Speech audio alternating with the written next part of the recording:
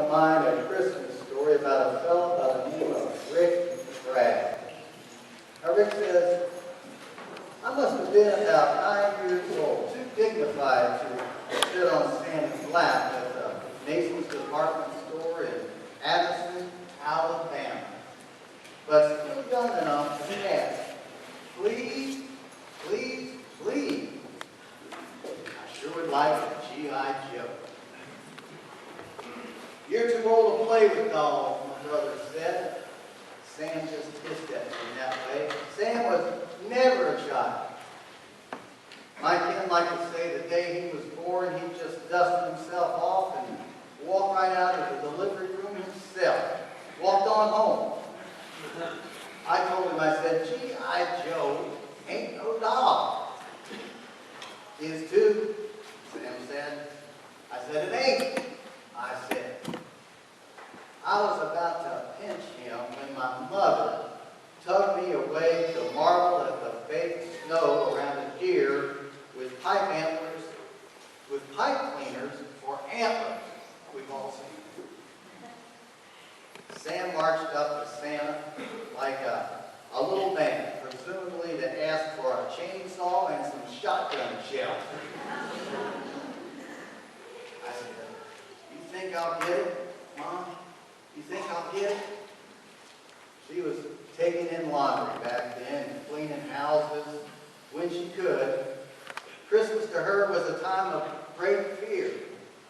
Fear that it would be for her 3 sons a time of real disappointment.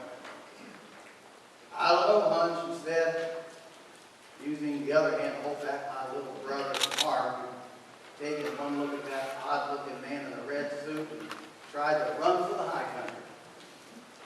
It's all I'm asking for, Mom. That's all I'm asking for. I didn't know then, but I know now. And that is that just asking was like kicking her right in the stomach. It's hard when I write of my childhood and Christmas not to sound a little like Dickens.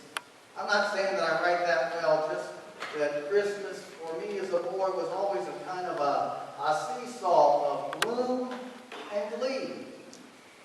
Perhaps the plainest evidence of differences between the classes.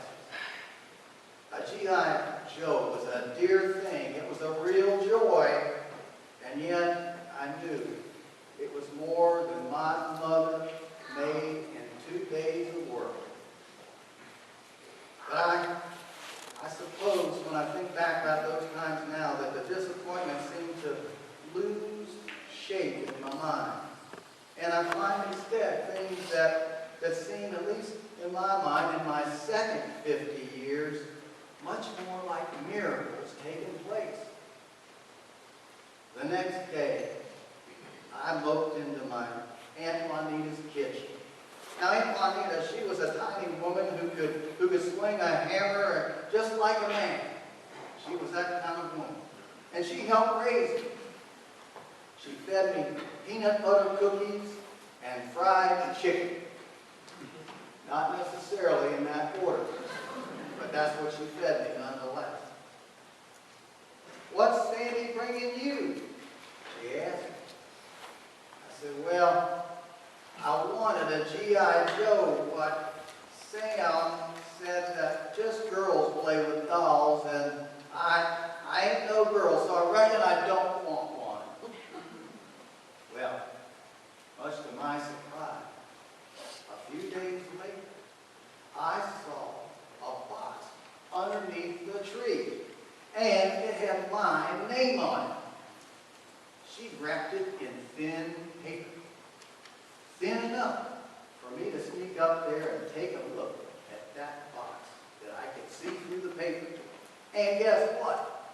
It was a G.I. Joe. The one with the sailor uniform on. Now, I wouldn't have cared if he was dressed like an insurance salesman. I just wanted a G.I. Joe. And I could see that I was a gift. Well, I spent all the days leading up to Christmas with an odd kind of peace of mind. And when I unwrapped it, my mother pretended to be surprised. Sandy, she said, Sandy must have conspired with your Aunt Juanita to make sure this gift showed up for you on Christmas. I love my Aunt Juanita. I love her for doing that. And I love my mother for all she could, day after day, do and would do to help me as a kid. I know the season means more than stuff.